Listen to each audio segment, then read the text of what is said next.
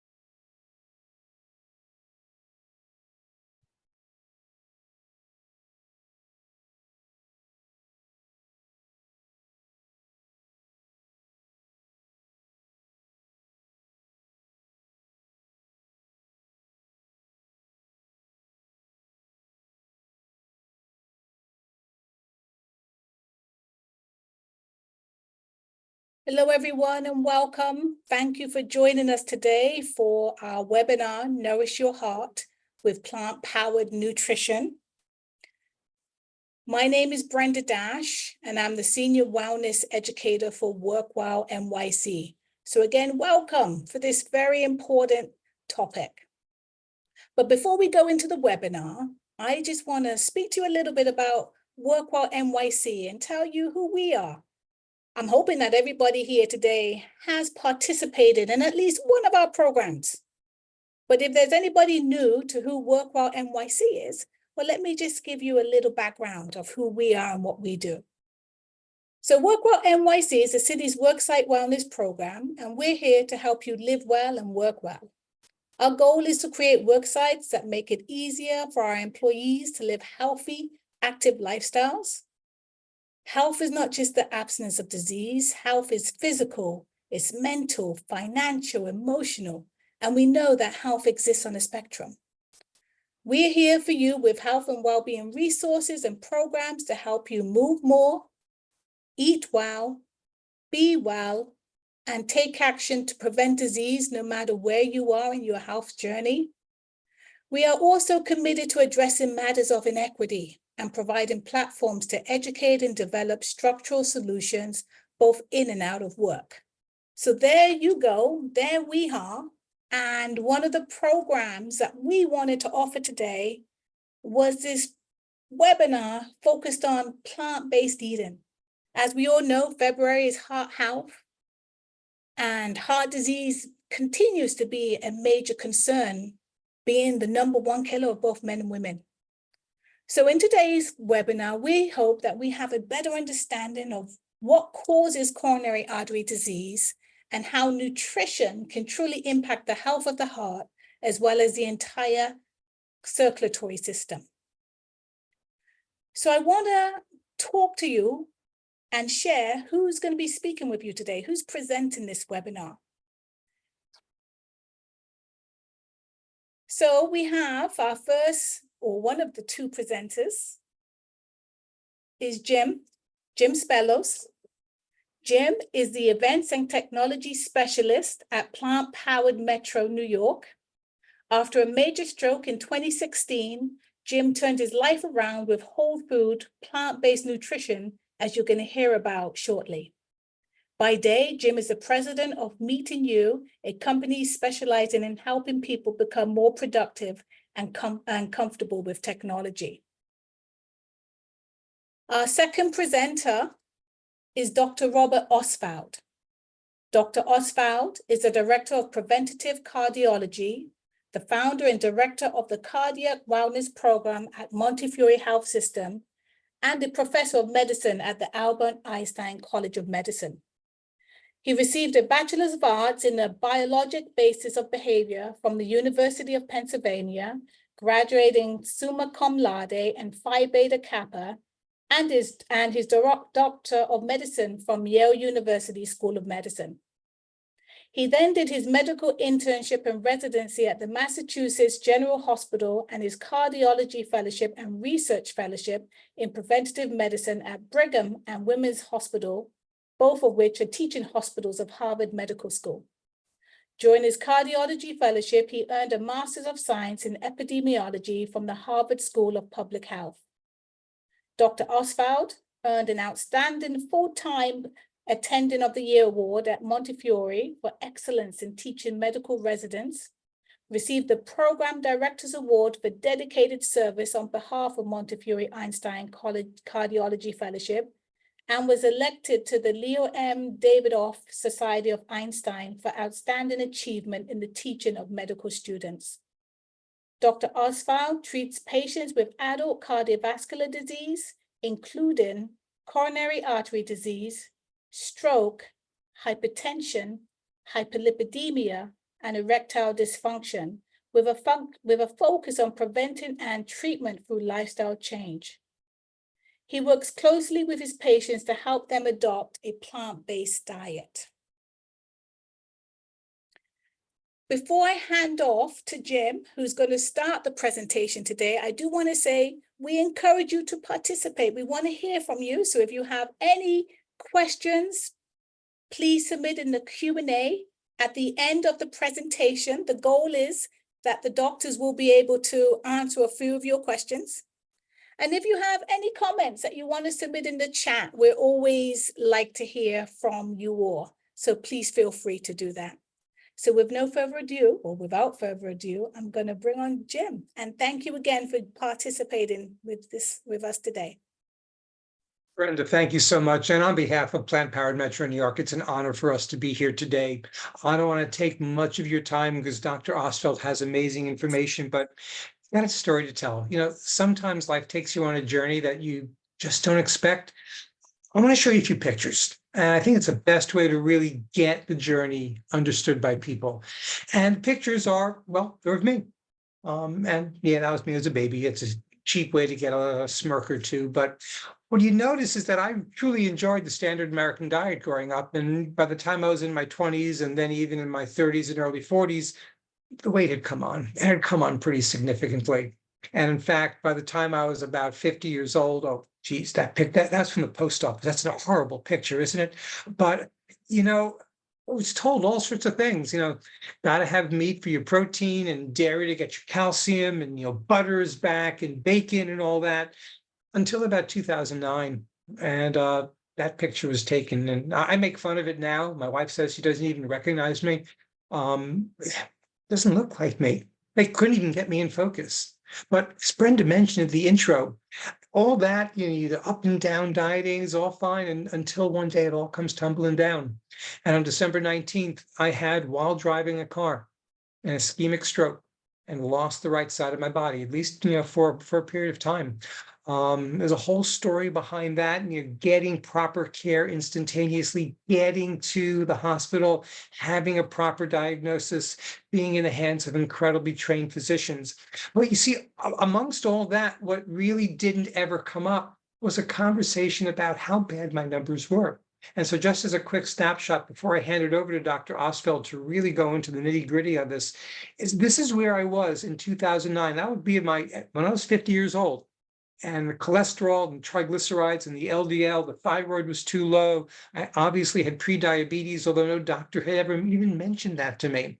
However, after adopting completely a plant-based diet, and by the way, a year after the stroke, I had a 99% blockage in my widowmaker artery, the left LAD artery as it's known. So it takes a while even to come up with the right things that you need to do. But once I did, the numbers really speak for themselves, that we can use nutrition in this journey on heart health.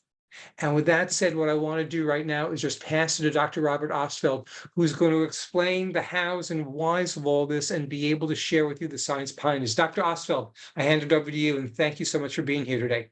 Well, thank you so much. It is an absolute honor to be here with you all. And I'm so glad to learn more about the turnaround that you had. And that's really an inspiration for all of us to see the very impressive health improvements you had. So I'm so glad you're feeling better. And I'm so glad that you have turned your health around and that you are an incredible inspiration to so many now. So I'm Dr. Ostfeld, a cardiologist, and I'm very pleased to be with you here today. We're going to be talking about a plant-based diet and your heart. So I think I've got about a half an hour to speak. And so, I had a chance to train with lots of incredible people along the way, and learned a lot about medications and procedures, which can be incredibly important. But I didn't learn much about nutrition. And this is 7 years residency, fellowship. I kind of knew when I was done that maybe a Mediterranean style diet was kind of healthy, but I didn't really know how to define it. And that was about that. And so I came down to Montefiore to work and did all the things that I was trained to do, medications and procedures, and also encouraged people to consume a more of a plant or kind of a Mediterranean diet. People maybe got a little bit better, but they didn't get a lot better. And I didn't go into medicine to help people just get a little bit better. So I was really becoming a bit disillusioned. And it was right around that time where I learned about the impact of plant-based nutrition. And one thing led to another, and started our cardiac wellness program at Montefiore with the goal of preventing disease with a plant-based diet. And I say disease, not just heart disease, because as we'll see, yeah, it's good for your heart, but eating and living more healthily, of course, is good for you for dozens and dozens of reasons. And outside of a medical emergency, like somebody gets shot and has to be put back together again, I've never seen anything come close to the breadth and depth of benefits that a plant-based diet provides. We quite literally have patients crying tears of joy in our office. They feel so much better. And so I thought I would start with a case. And this is a bit of an older case now, but one that we had kind of earlier with our program some years ago. And it really helped me realize that we were on a pretty good path. And this is a gentleman who at the time was about 60, and he started having chest pain that he would get with even sitting still or walking a block or two. Kept getting worse and worse. And he went and he saw his local doctor, and they did a stress test. And the stress test was positive. So it's only in medicine that the word positive actually means something bad. But so, and that positive test suggested that he had major cholesterol blockages in the blood vessels that feed his heart with blood. And in that milieu, he came to meet us. And these are his baseline numbers. You can see he was a little overweight. His blood pressure was too high. His LDL bad, cholesterol is pretty high. And on average, he could walk 1 to 3 blocks. Then he'd have to stop because he would get chest discomfort. But interestingly, he told us he didn't want to take any medications. He wouldn't take an aspirin. He wouldn't take cholesterol-lowering medications. He wouldn't have procedures.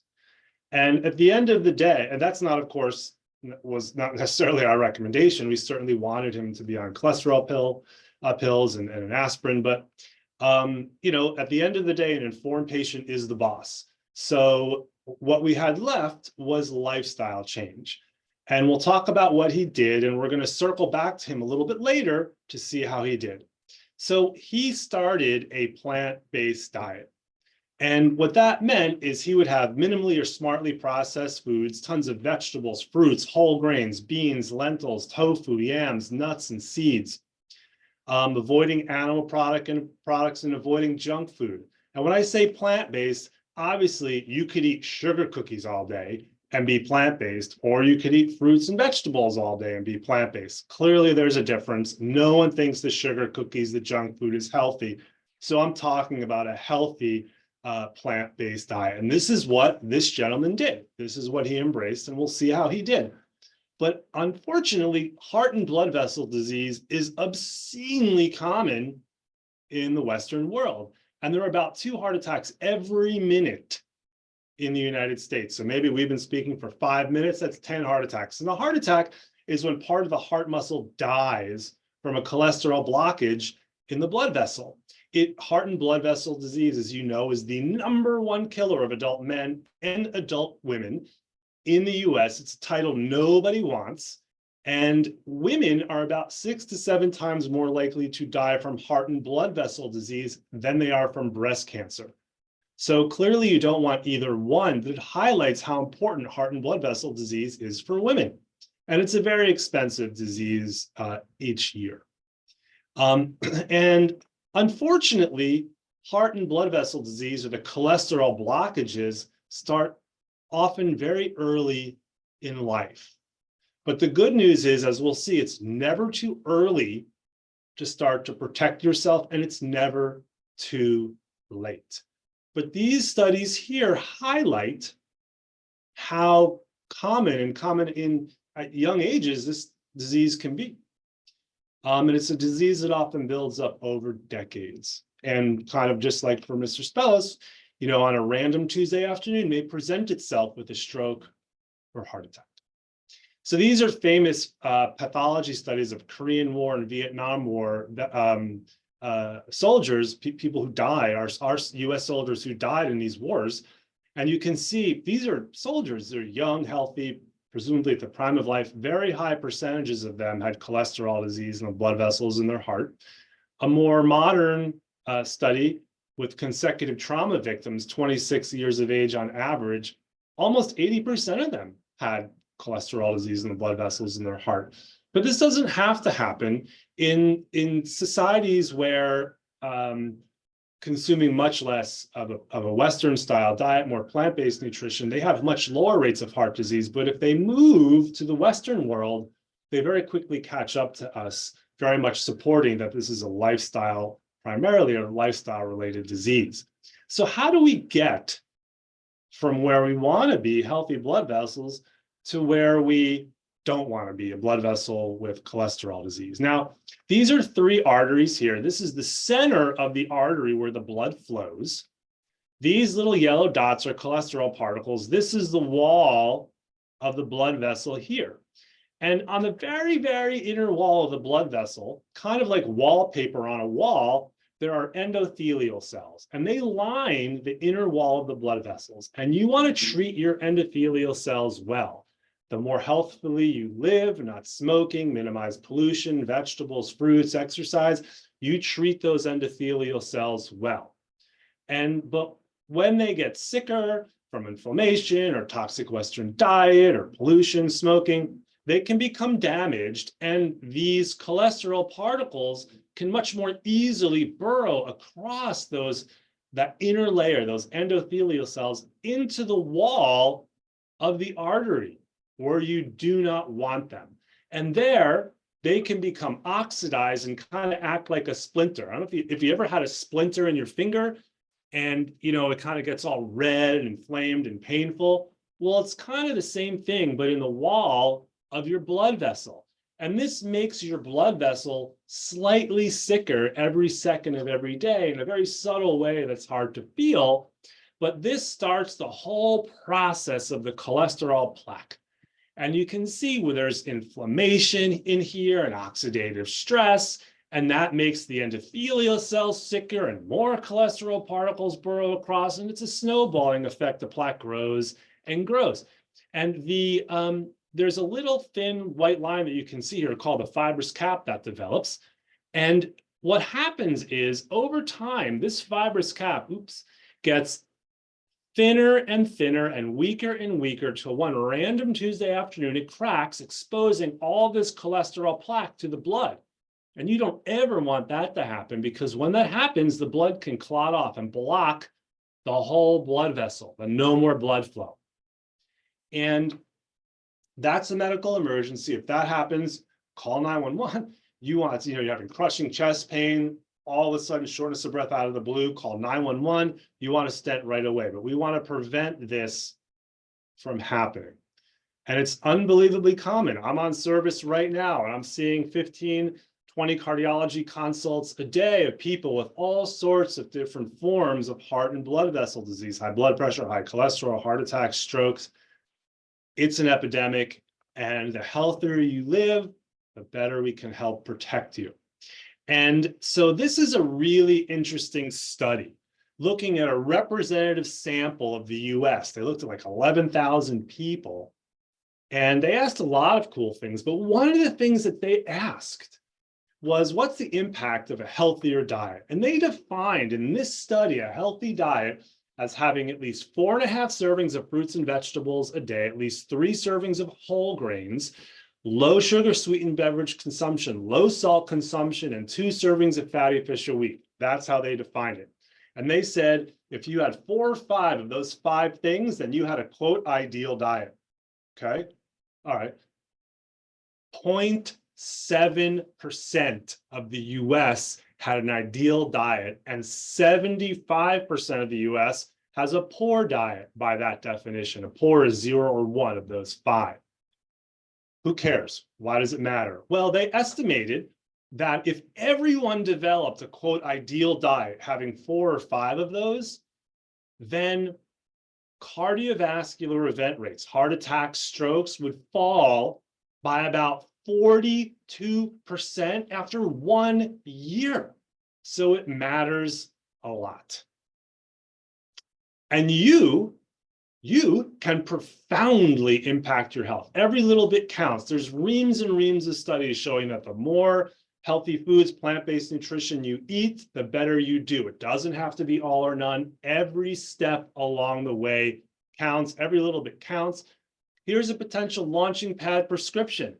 Have 1 more serving of green leafy vegetables a day, 1 more serving of fruit, 20 minutes of exercise. It's a great launching pad and might not be too hard to start. And it does not need to be expensive. Doesn't have to be organic. You can buy in bulk. You could buy frozen vegetables. A lot of our patients will buy potatoes in bulk, rice in bulk, oatmeal in bulk, frozen vegetables, some sauces. That's a lot of meals.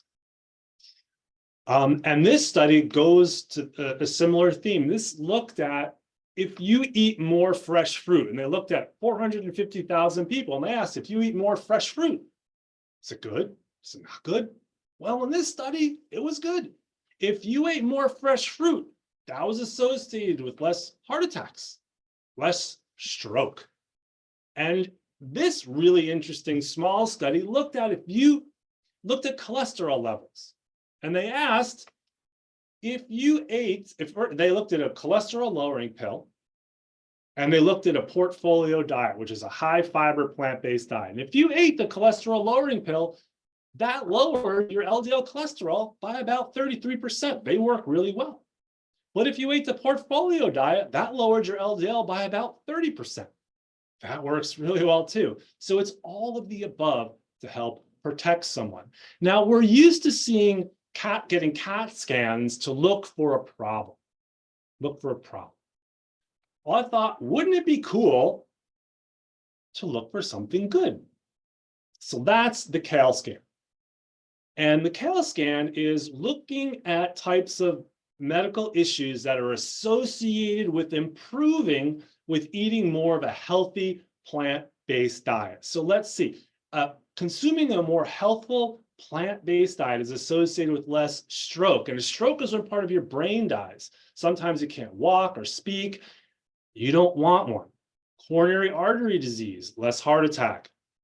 less cholesterol blockages, fewer heart attacks, less heart failure. Heart failure is when the heart beats more weakly than normal, causing shortness of breath and lots of other problems. Less obesity, more weight loss, lower blood pressure, less high blood pressure. And high blood pressure we call the silent killer, because typically you don't feel it, but it kills you over time. More stroke, more heart attacks, kidney disease, heart failure. Lower cholesterol. Consuming more plant-based nutrition is associated with lower cholesterol, just in that study we just saw. Less diabetes. Yes, less diabetes. In that study I just showed you with more fresh fruit, they also looked at diabetes, and the people who ate more fresh fruit had lower rates of diabetes. Less inflammation. Inflammation promotes all aspects of cholesterol disease. Less inflammation with more plant-based nutrition. Improved sexual function. We'll touch on this a little bit later, but certainly consuming more plant-based nutrition can improve erectile dysfunction and may help with sexual function in women as well. These are some references to support what I just said. And so this is really, and so just so I'm not accused of being a myopic cardiologist, this is really impressive breaking news. Now, cancer rates are increasing among meat eaters. Now, this is from the New York Times in 1907. Now, this is a picture of the Earth.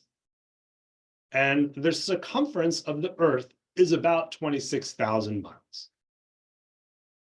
Well, we have about 60,000 miles of blood vessels in our bodies, coated with endothelial cells, most of them. And so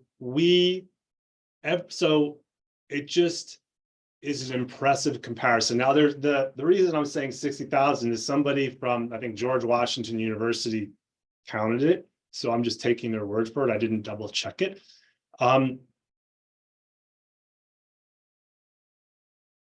More healthfully or unhealthfully, with 60,000 miles of blood vessels, impacts every square millimeter of your body. And if you Google pictures of blood vessels in the head and face, you'll see they're everywhere, 60,000 miles. All right, so just so you don't necessarily think I'm coming out of left field, guidelines, medical guidelines, which are evidence-driven articles that help us advise patients, recommend consuming more plant-based foods.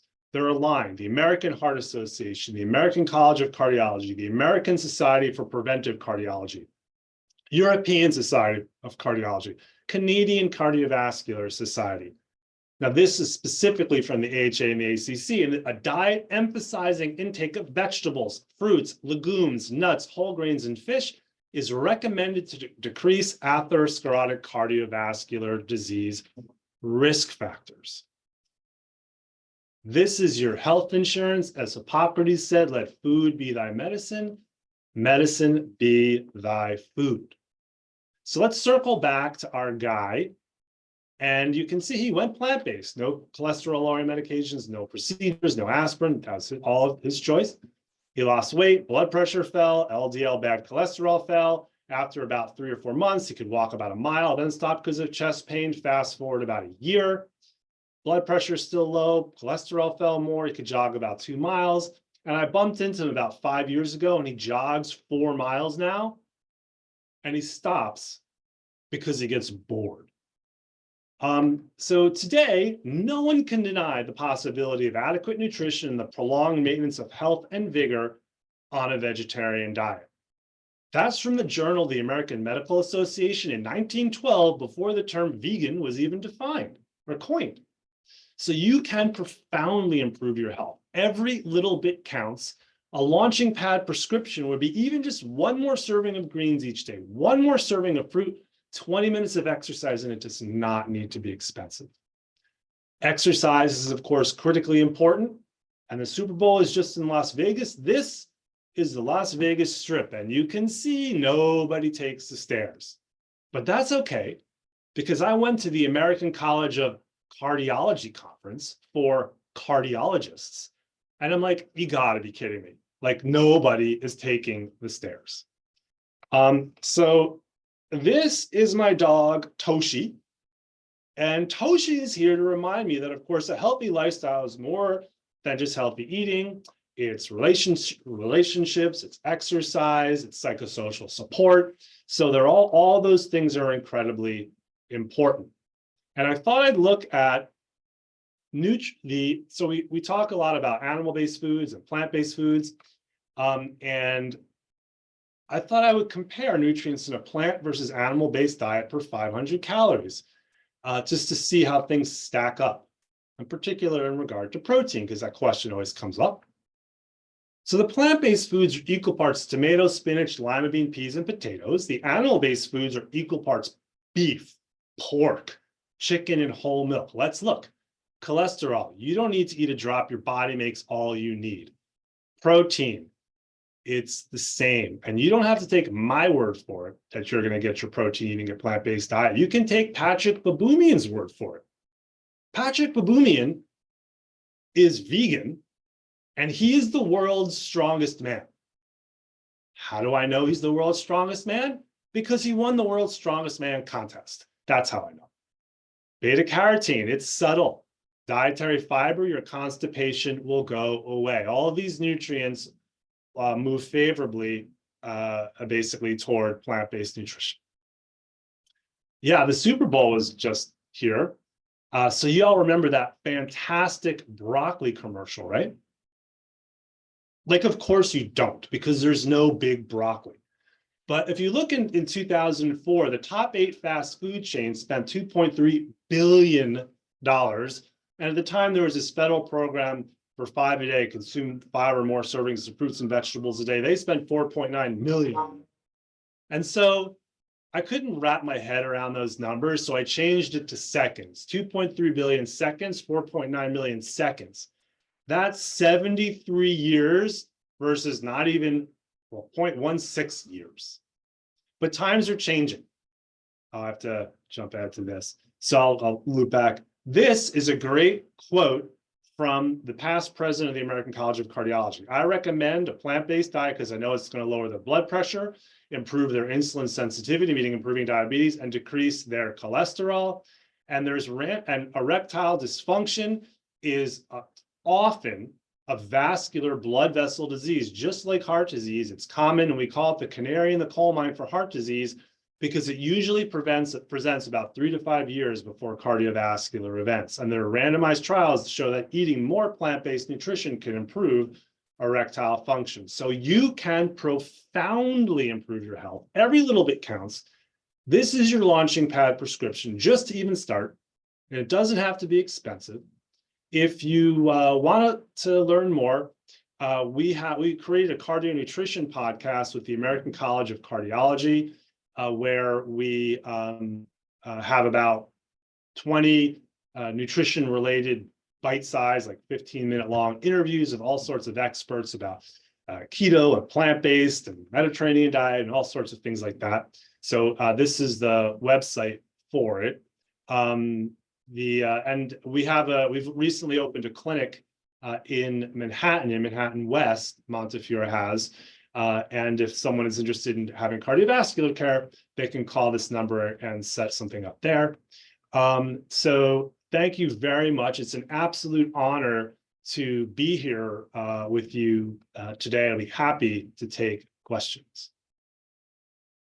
Hey, Dr. Ostfeld, Jim back here, and I have a few questions from the audience I'd love for you to answer. So you ready? You bet. Fantastic. First thing has to do with the word reverse. Can a plant-based diet really reverse coronary artery disease? Well, the first thing that I would say is that a plant-based diet, as we've seen, is incredibly healthful and is completely aligned with guidelines. So going in that direction, I think, is incredibly important. Now, I can't give out specific medical advice, of course, but this is just for general information purposes, and I recommend you talk to your regular doctor for any specific advice. But the term reverse, when they say that, they're typically talking about cholesterol blockages in the blood vessels in the heart. Now, can a plant-based diet reverse that? This has been a topic of some controversy and, quite frankly, bizarrely vitriol. And when a plant-based diet can meaningfully reduce the risk of heart attack from cholesterol blockages and improve the health and structure of potential plaques you have, but whether it can actually reverse it, meaning shrink the plaque more than 10%, which is the technical definition of reverse, we don't have data to support that. So if I'm strictly by the letter of the law, it does not reverse coronary artery disease, the cholesterol blockages, but it can profoundly improve the health of the plaques, profoundly improve your overall health, profoundly reduce your risk of heart attack and stroke. Now, when you're talking about the plaque, there's the plaque that is soft, and there's the calcified plaque. And a couple of people have been talking about calcium scores. So is that something a test that somebody needs to get in order to be certain of their health, or where does that play into this whole conversation? A calcium score can be a very useful test. It's a CAT scan, a very quick CAT scan. That most insurance companies don't cover. It's out of pocket. It typically runs $75 to $150.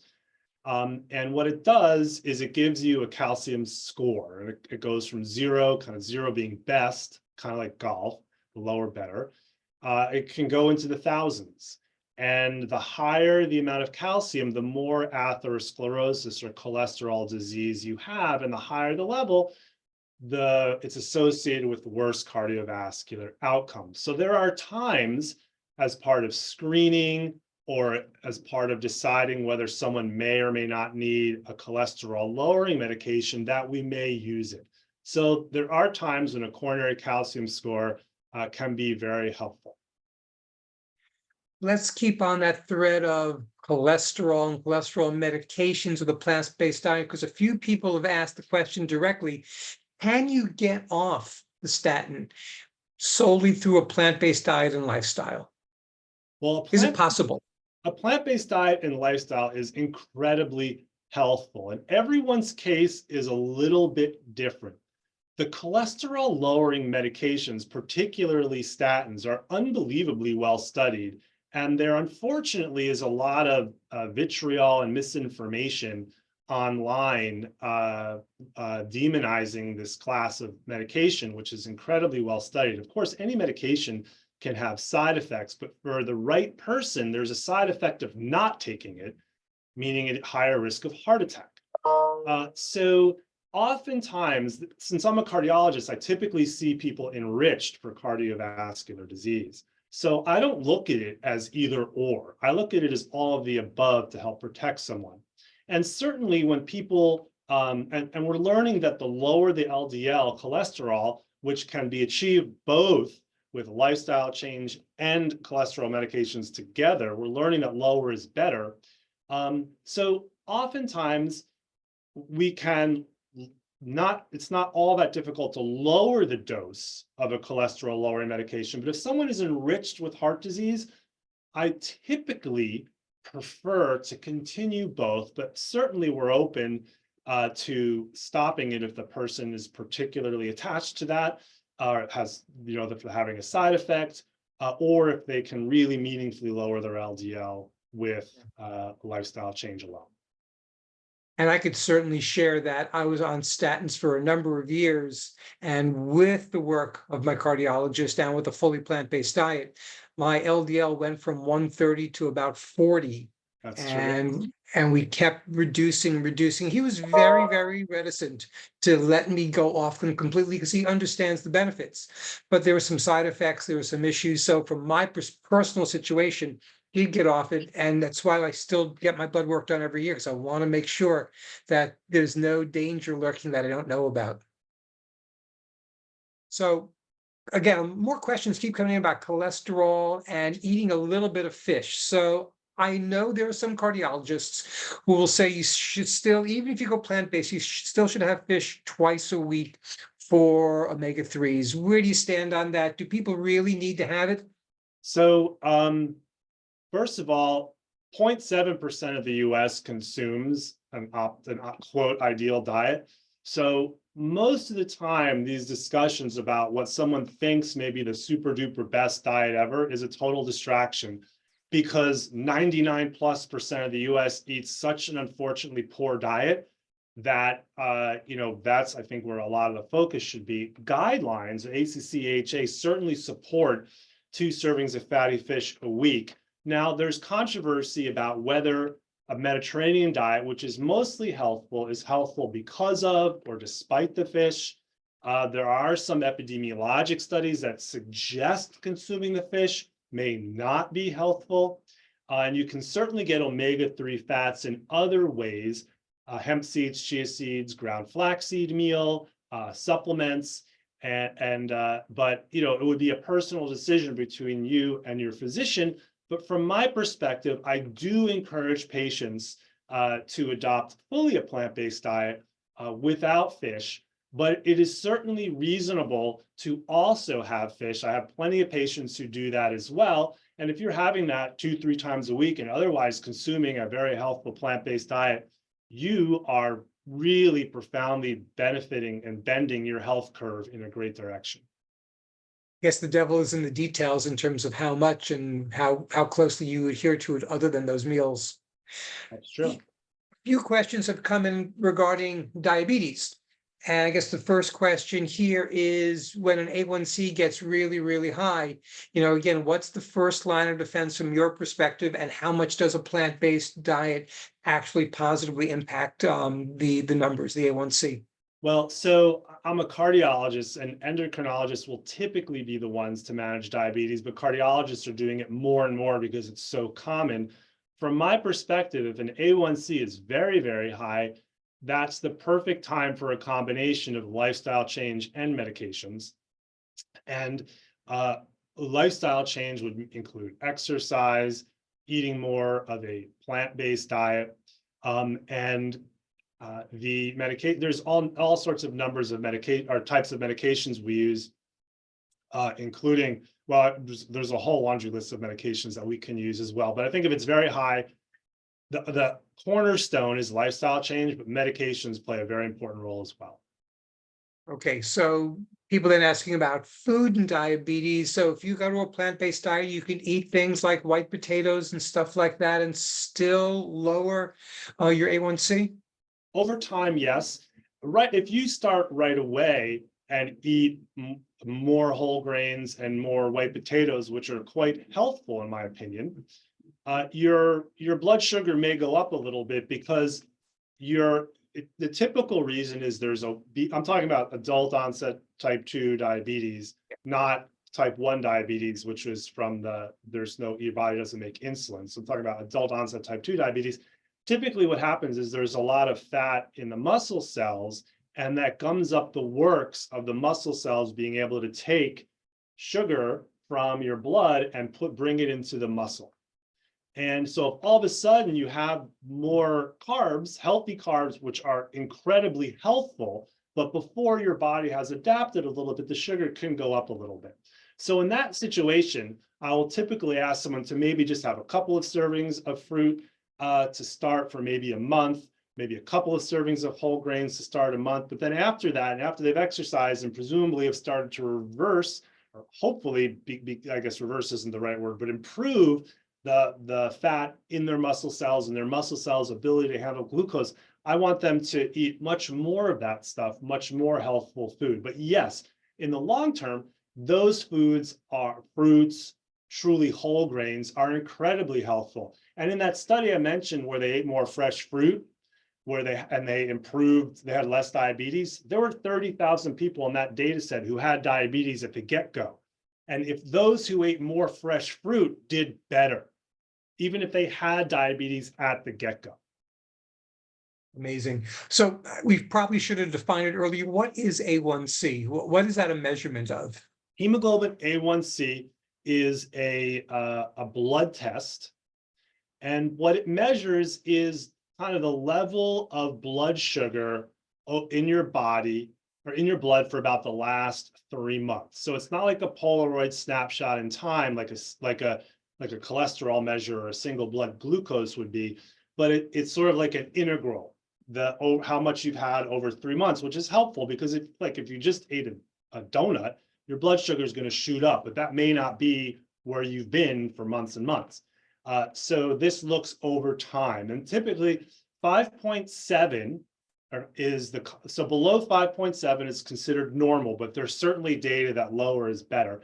But 5.7, over that is pre-diabetes, and over 6.5%, that's diabetes. Okay, good to know. That confuses a lot of people. Question about, in your experience, do you see patients starting a plant-based diet, seeing the improved health, and then reverting back to a standard diet because it's too difficult to adhere to? Well, I mean, I've been doing this for I've been a cardiologist for 20 years and been encouraging a plant-based diet for 14, 15 years. So I've basically seen every stripe of this.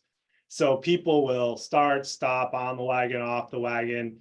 And so, I mean, I've had people give me the Heisman about it for like years, and then they just come back 20 pounds later. I'm like, what happened? They decided to do it. But yes, I've seen people start a plant-based diet and then stop it for any number of reasons. And one of them is because they think it might be more difficult for them, and that sometimes they don't necessarily have family support or any unique way that someone defines difficult, and you work with them to try to overcome their unique definition of difficult. But society is changing, of course, and it's getting much easier to find and consume plant-based items.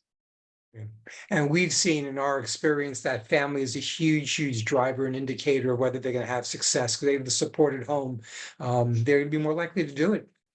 So, question about vegetables, but I know, and you certainly know very well, Dr. Esselstyn, are there vegetables that are more potent to prevent coronary artery disease? Well, I think having a variety of vegetables is helpful because they have different nutrients, different phyto-plant-based chemicals in them. They feed and promote a more healthful microbiome differently, and there's ever-growing data, of course, about the microbiome, and having a variety of plant-based foods can help promote a more healthful microbiome. But in terms specifically, probably dark green leafy vegetables, pound for pound, have the most health impact. And I encourage my patients to have at least 3 servings of green leafy vegetables a day. But if all they can get is 1, I'll take it. But at least 3, ideally. So I think pound for pound, if I had to pick one, it would be dark green leafy vegetables. But I do want people to have a variety for the reasons I mentioned. So we've danced around both, you mentioned the microbiome and also the need for fiber. So what is it about that really is beneficial to heart health and cardiovascular health?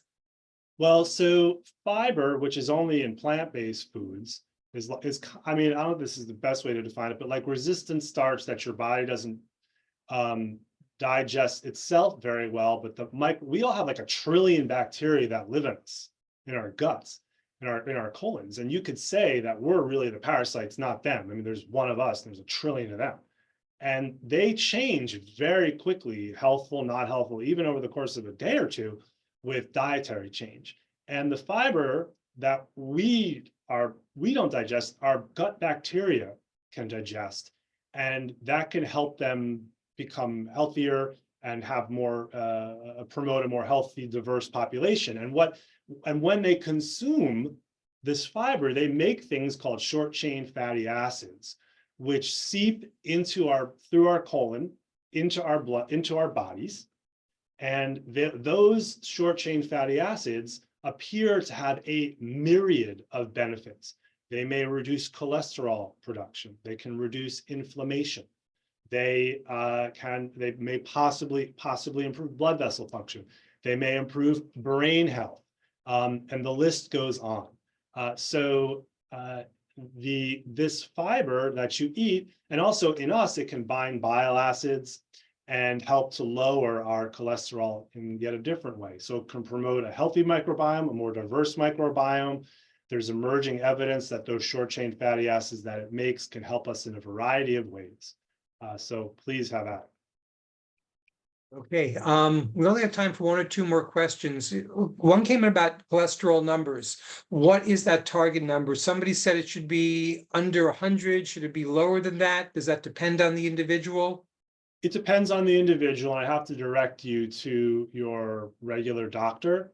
And the level that we aim for does vary per person. But speaking broadly, the LDL, quote, bad cholesterol, typically it's like limbo or golf, the lower, the better. There's ever emerging evidence that lower and lower LDL is more and more healthful. Couple of questions came in about what sort of tests when a person goes to the doctor they should ask to get, and maybe that's outside the standard lipid panel.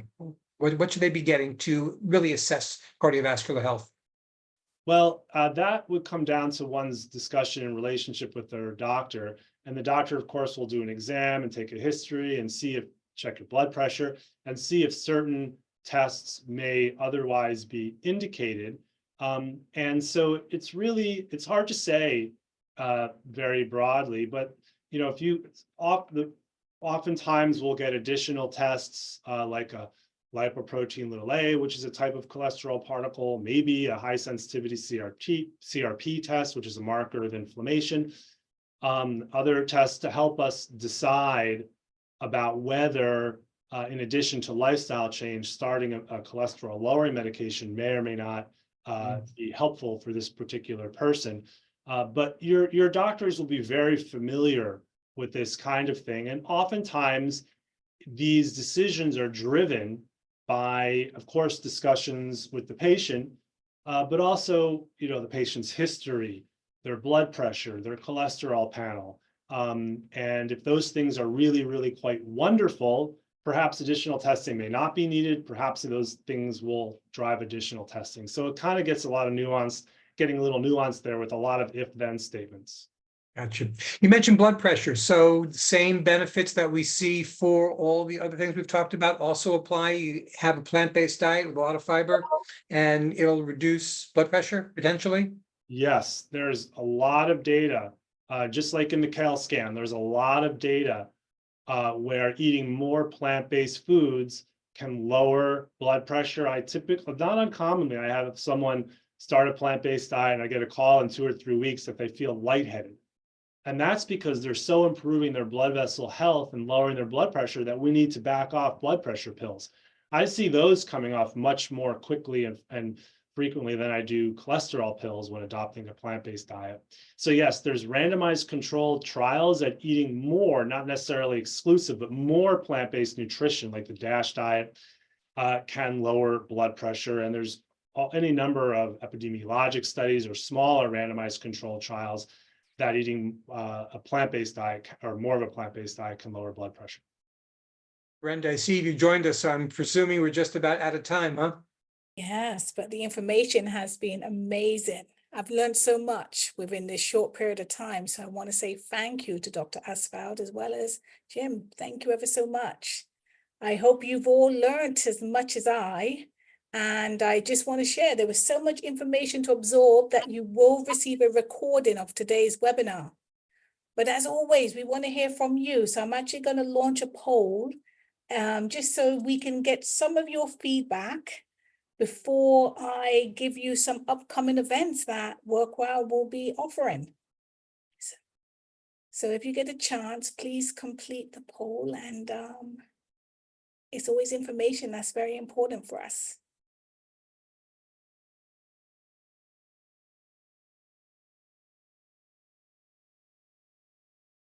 Thank you.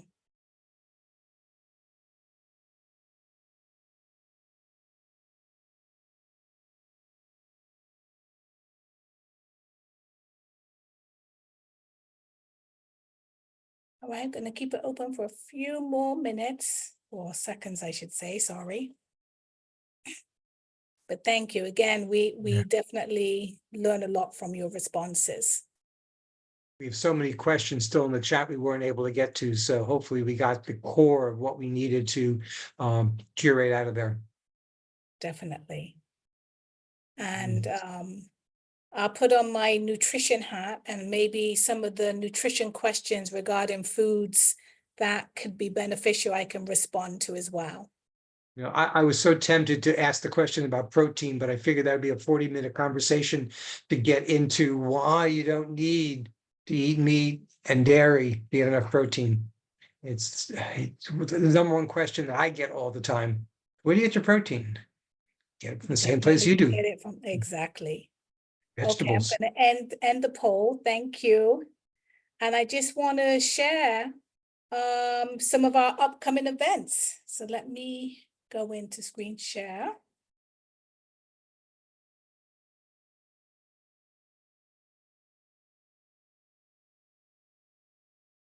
So we have a lot of upcoming events for all of you. Number one, we have our Artist Life Showcase, which is coming up in March, and we're still accepting submissions.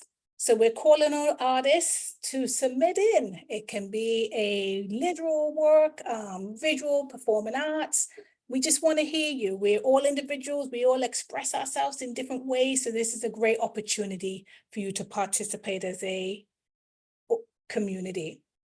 For Black History Month, we will be in the kitchen. We're doing our 3rd edition of In the Kitchen, celebrating cultural heritage. And this recipe was voted on by you. So please come and participate. It is always great to work with our beautifully fed food as they prepare delicious plant-based eating foods in the kitchen.